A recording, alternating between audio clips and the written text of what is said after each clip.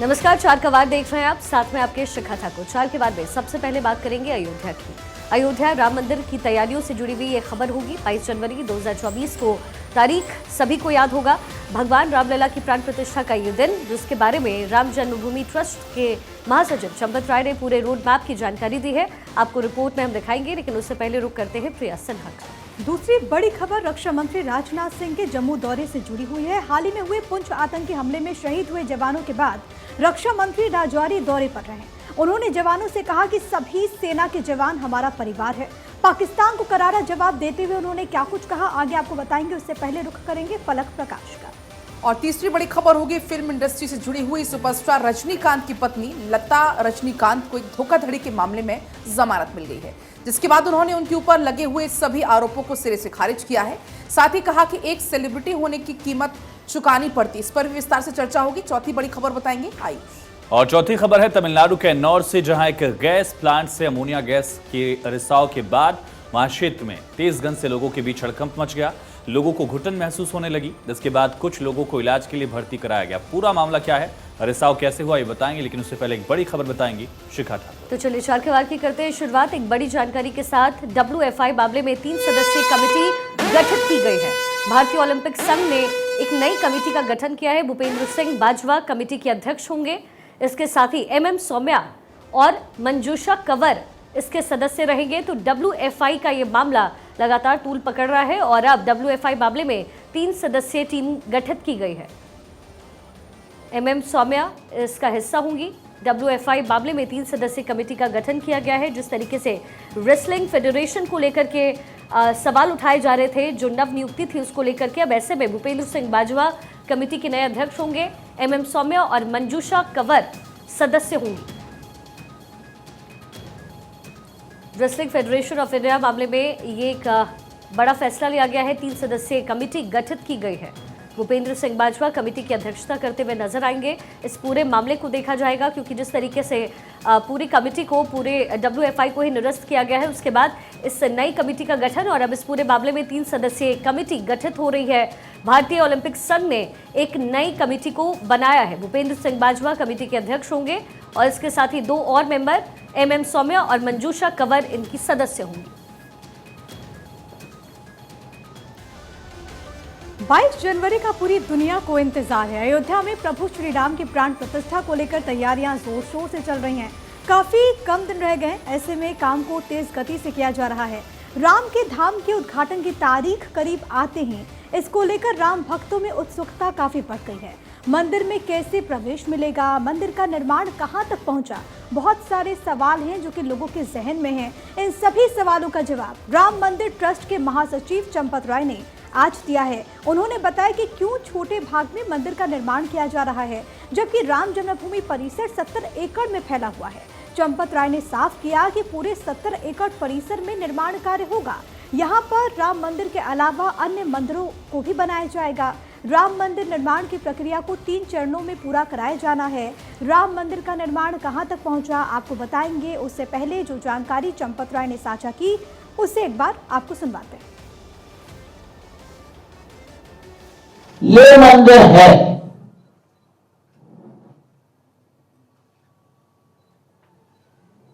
ये मंदिर वहां दिखेगा। 3 मंजिला ग्राउंड फ्लोर तैयार हो गया, फर्स्ट फ्लोर का काम चल रहा है, सेकंड फ्लोर की परिस्थितियां डेवलप हो रही हैं।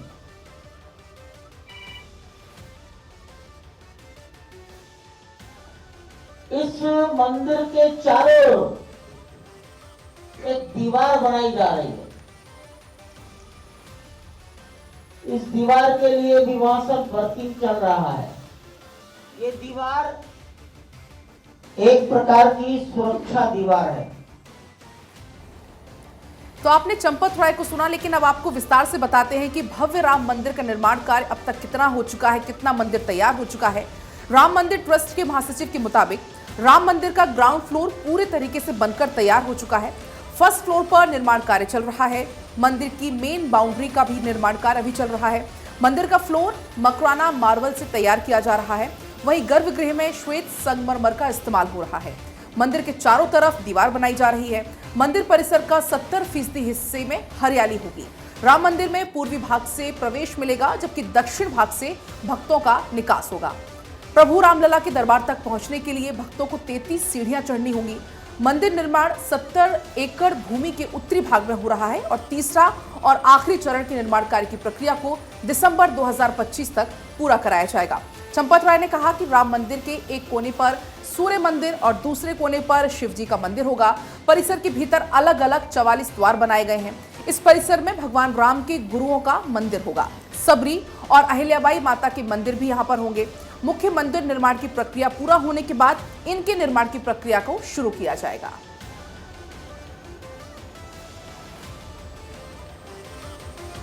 तो काफी लंबे इंतजार के बाद 22 जनवरी वो तारीख होगी जब रामलला गर्भगृह में विराजमान हो जाएंगे। लेकिन कितना अब तक काम हो चुका है, कितना बाकी है और आगे चलकर कैसा स्वरूप मंदिर का होगा, वो भी आज चंपत राय के द्वारा बताया गया। दरअसल जो फर्स्ट फ्लोर है वो बनकर तैयार हो चुका है, लेकिन जब ये काम पूरा हो जाएगा 2025 तक, बाकी जो मंदिर है, शिव मंदिर हुआ, अहिल्याबाई मंदिर हुआ, वो भी आप बनने हैं। लेकिन इस मंदिर के पूरे होने के बाद वो मंदिरों का काम शुरू होगा।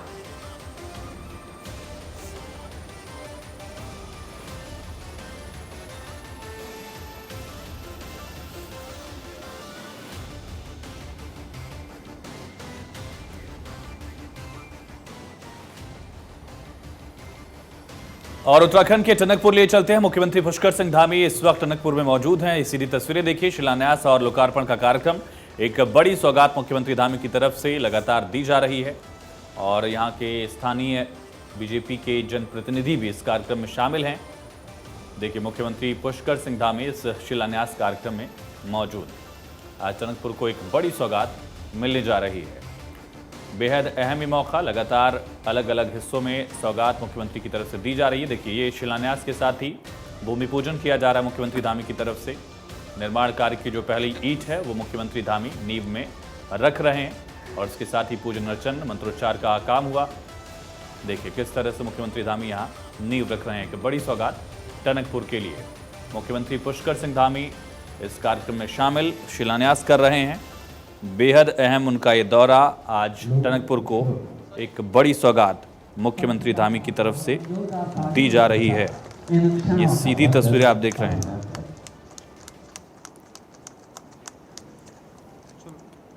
तो सीएम धामी ने एक बड़ी सौगात दी। नवसृजित विद्युत वितरण मंडल, इसके कार्यालय भवन का यहाँ शिलान्यास मुख्यमंत्री धामी ने किया है।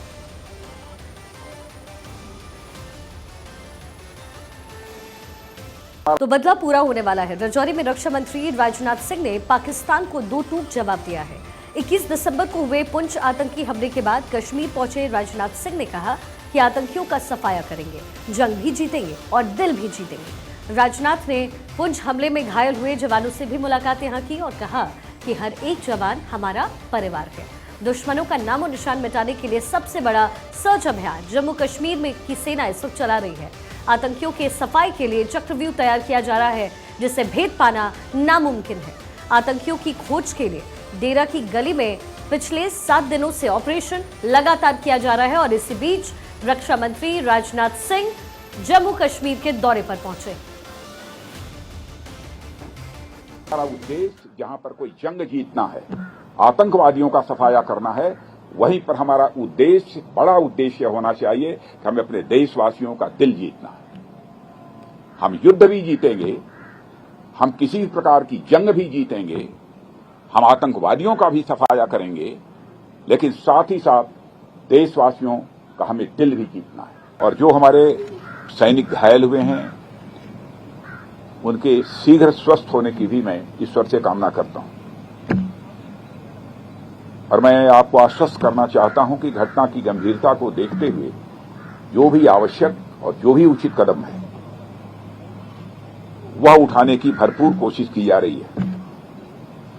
हमारे लिए हर सैनिक बेहद महत्वपूर्ण है और हमारा एक सैनिक, मैं मानता हूं, वह हमारे परिवार के सदस्य के समान है।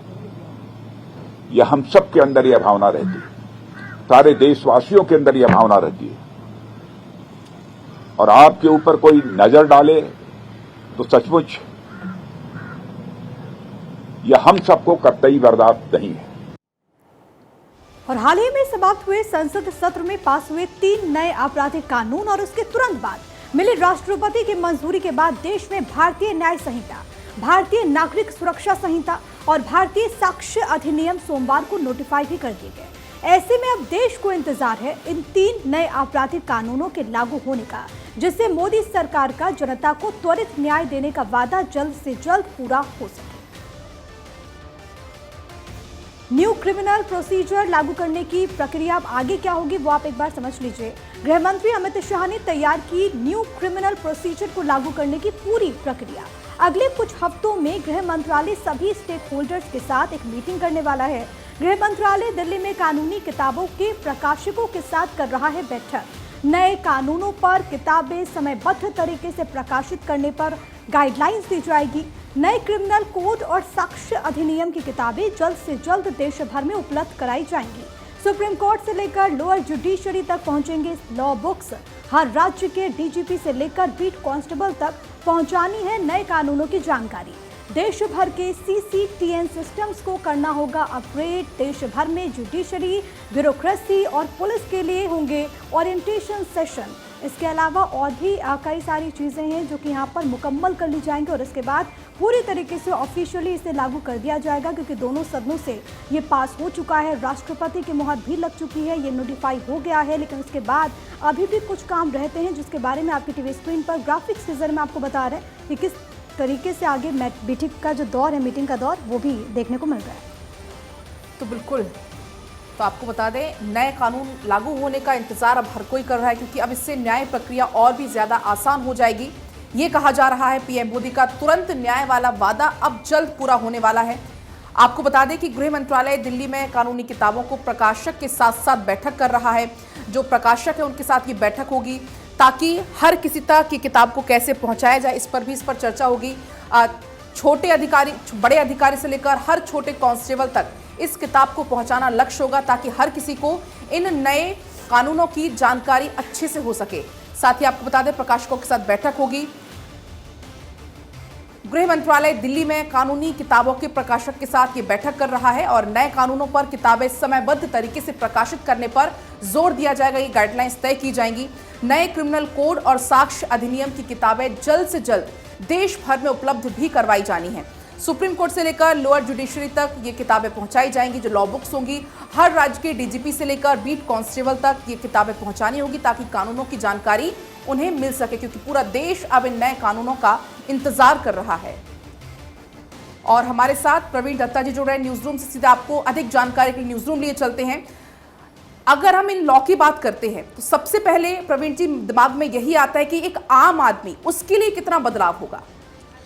बिल्कुल, आपने एकदम सटीक सवाल पूछा है कि आम आदमी के लिए आखिर क्या बदलाव होगा। तो जैसा कि भारत 24 के दर्शक हमारे स्क्रीन्स पर पढ़ रहे होंगे, अब तारीख की तारीख गई, न्याय की घड़ी आई। जी हाँ, जो तीनों नए आपराधिक कानून हैं उनका मंतव्य, मोदी सरकार की मंशा यही है कि अब तारीख पर तारीख ना पड़े और जनता को त्वरित न्याय मिल सके। गृह मंत्री ने लोकसभा में अपने बयान में कहा कि अब तारीखें नहीं पड़ेंगी बल्कि 3 साल की एक टाइमलाइन दी है जिसमें जल्दी से जल्दी मुकदमे डिसाइड किए जाएंगे, फैसले आएंगे। लेकिन ये प्रोसेस जो है वो इतना सिंपल नहीं है। जैसा आपने बताया किताबें बंटनी हैं, लेकिन इसके अलावा सीसीटीएन जहां एफआईआर दर्ज होती है उनको अपग्रेड करना है, क्योंकि अब आईपीसी की धारा नहीं, भारतीय न्याय संहिता की धारा चलेगी। अब एविडेंस एक्ट नहीं चलेगा, भारतीय साक्ष्य संहिता चलेगी। सीआरपीसी नहीं होगी, अब भारतीय न्याय संहिता होगी। तो कुल मिलाकर के इस बदलाव के लिए जो समय चाहिए, अगर आम भाषा में इसको समझने की कोशिश करें तो लोगों के लिए इस कानून के तहत कौन कौन से किन वो चीज़ें हैं जिसमें बदलाव किया जा रहा है, अगर आप आम भाषा में इसको समझा पाए, लोगों के लिए न्याय की जो प्रक्रिया है वो कैसे आसान होने वाली है? देखिए, आपने बहुत एकदम सीधी बात पूछी है, मैं सीधा जवाब दूं। अब से पहले कोई भी अनपढ़ या गरीब आदमी जब थाने जाता था और वो कुछ भी लिखवाता था तो उसका सिर्फ एक रिटन प्रूफ होता था। अब पुलिस ने क्या लिखा वो अनपढ़ आदमी नहीं समझ सकता था। नई जो अब क्रिमिनल प्रोसीजर है उसमें ऑडियो और वीडियो एविडेंस होंगे। यानी कि आप समझ सकती हैं, हर घर में मोबाइल है, वहां पर वीडियो बनाना हर आदमी को आता है। तो अब ये जो वीडियो और ऑडियो एविडेंस पुलिस को कलेक्ट करने की बाध्यता है, इससे कोई भी आदमी अगर अनपढ़ भी होगा तो भी वो बहुत आसानी से समझ पाएगा कि पुलिस ने उसका कहा कागजों पर उतारा है या नहीं। ये सबसे पहली बात। कोर्ट भी ऑडियो वीडियो एविडेंस को जब एक्सेप्ट करेगा तो फिर निश्चित तौर पर अब तक जो कॉम्प्लेक्सिटीज आती थी फैसला देते वक्त वो नहीं आएंगी। जी, और प्रवीण जी, क्योंकि पीएम भी इस बात का जिक्र कर चुके हैं कि पुरानी जो व्यवस्था थी, अंग्रेजों के वक्त के जो कानून थे, उसका मकसद था लोगों को सजा दिलाना, लेकिन जो नए कानून है उसका मकसद है लोगों को इंसाफ दिलाना। हालांकि अभी भी इस पूरी प्रक्रिया में कुछ वक्त लगेगा। कब तक आम जनता ये मांग करके चले कि फुल फ्लेश लागू हो जाए, क्योंकि अभी भी कई मीटिंग्स होनी है जिसका जिक्र हम कर रहे थे। बिल्कुल, देखिए टाइमलाइन समझिए। आज जब हम बात कर रहे हैं तो आज गृह मंत्रालय लॉ बुक पब्लिशर्स के साथ बैठक कर रहा है। इसके लगभग 30 दिन बाद यानी जनवरी 2024 के अंतिम सप्ताह तक आप एनफोर्समेंट डेट अनाउंस होने का इंतजार कीजिए। उससे 90 से 100 दिन यानी अप्रैल 2024 से लेके मई 2024 तक एनफोर्समेंट की डेट अनाउंस होगी। लेकिन सरकार ने टारगेट रखा है दिसंबर 2024 का, जबकि ये नई अपराध संहिता लागू हो सके, क्योंकि तब तक पूरे जो कोर्ट्स हैं उनका कंप्यूटराइजेशन, डिजिटाइजेशन करना है, एफआईआर्स की धारा जो दर्ज करते हैं उस सिस्टम को ऑटोमेट करना है। तो जनता ये अपेक्षा रखे कि दिसंबर 2024 में जो 1876 में ब्रिटिश महारानी ने कहा था कि वो भारत की महारानी होना कबूल करती हैं, उस पर कानूनी मोहर लगकर वो महारानी सदा के लिए इतिहास में दफन हो जाएगी। चलिए, बहुत शुक्रिया प्रवीण जी आपका तमाम जानकारी के लिए, इन तथ्यों से रूबरू कराने के लिए। एक बड़ा बदलाव, एक बड़ा आमूल चूल परिवर्तन भारतीय न्याय व्यवस्था में है, लेकिन इसमें अभी कवायद है, प्रोसेस है, वक्त थोड़ा सा और लगेगा।